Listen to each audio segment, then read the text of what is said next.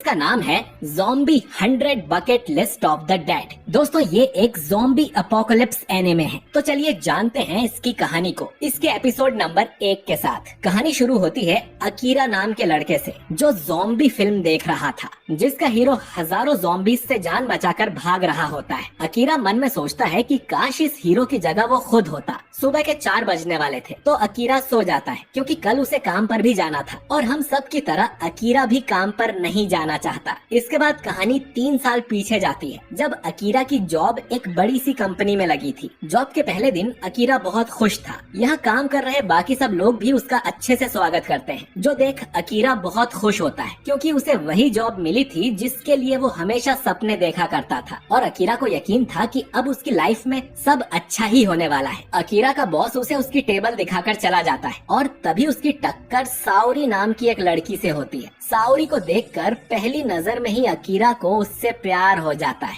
साओरी Akira को यहाँ welcome करती है और कहती है कि अगर उसे कोई प्रॉब्लम आए तो वो उससे पूछ सकता है। शाम को अकीरा के को-वर्कर्स उसे एक बार में ले जाते हैं और उसके पहले दिन के लिए सेलिब्रेट करते हैं। अकीरा का मोटिवेशन देख सभी लोग उससे बहुत इम्प्रेस थे और अकीरा बताता है कि वो स्पोर्ट्स में भी अच्छा था। बार में उसे साओरी भी दिखाई देती है। साओरी बहुत क्यूट थी और अकीरा डिसाइड करता है कि वो पूरी मेहनत से काम करेगा और साओरी को इम्प्रेस करके अपनी गर्लफ्रेंड बना लेगा। अब पार्टी खत्म होने के बाद अकीरा ये देख थोड़ा चौंक जाता है कि सभी लोग अपने घर जाने की बजाय वापस कंपनी में जा रहे थे। असल में कंपनी से इन लोगों को इतना ज्यादा काम मिलता है कि रात में ओवर टाइम करना पड़ता है। अकीरा को जॉब के पहले दिन ही पूरी रात काम करना पड़ता है। इसी तरह पूरी 2 रात काम करने के बाद अकीरा ऑफिस से निकल पाता है। वो कुछ घंटे ही सोता है और सुबह हो जाती है। अकीरा थक गया था लेकिन फिर भी वो खुद को मोटिवेट करता है कि ये कैरियर उसने खुद चूज किया है और वो मन लगाकर काम करेगा। वो पूरी एनर्जी के साथ ऑफिस जाता है। उसे पता चलता है कि एम्प्लॉयज को कई सारी छुट्टियां मिलती हैं, लेकिन कोई उन्हें लेता नहीं है। कई लोग तो ऑफिस में ही सो जाते हैं और इन्हें ओवर टाइम का पैसा टाइम पर नहीं मिलता। ये लोग सारा दिन या तो सिगरेट या तो कोल्ड ड्रिंक्स पीते रहते हैं। इनका बॉस बहुत ही ज्यादा खड़ूस है और बात बात पर इन्हें डांटता रहता है। ऐसे ही अकीरा को यहाँ काम करते 1 साल हो जाता है। उसे ये भी याद नहीं था कि आखिरी टाइम वो कब नहाया था। आज एक एम्प्लॉय ने जॉब छोड़ दी थी और उसका काम भी अकीरा को दे दिया जाता है, यानी आज रात उसे फिर से ओवर टाइम करना पड़ेगा। अकीरा सोचता है कि काश उस पे कोई मिसाइल आकर गिर जाए। तभी मिस साओरी उसके लिए लंच लेके आती है क्योंकि काम के चक्कर में वो लंच करना भूल गया था। सिर्फ साओरी ही थी जिसके कारण अकीरा अब तक यहाँ पर टिका हुआ था, लेकिन उसने आज तक भी साओरी को अपनी फीलिंग्स के बारे में नहीं बताया। पर उसी दिन अकीरा को पता चलता है कि उनका बॉस रोज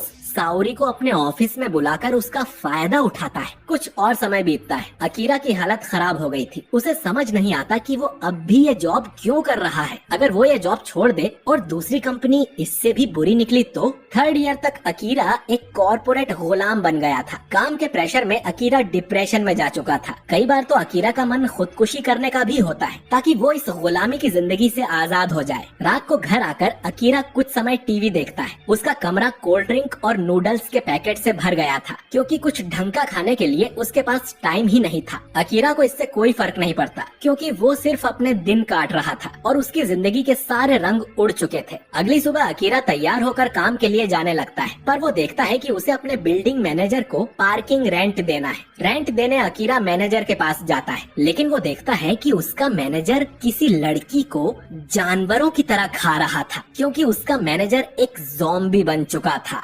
शुरू में तो अकीरा को कुछ समझ ही नहीं आता, लेकिन फिर वो मैनेजर अकीरा को भी खाने के लिए दौड़ता है और अकीरा यहाँ से भागने लगता है, लेकिन बाहर उसे और भी ज़ॉम्बीज मिलते हैं। इन सब से बचते हुए अकीरा ऊपर की तरफ भागने लगता है और मन में सोचता है कि ये सारे लोग ज़ॉम्बीज कैसे बन गए। अगर यही चलता रहा तो वो ऑफिस के लिए लेट हो जाएगा। भागते हुए अकीरा बिल्डिंग की छत पर आ जाता है और देखता है कि ये ज़ॉम्बी वायरस पूरे शहर में फैल चुका है और सभी लोग ज़ॉम्बीज बन गए थे।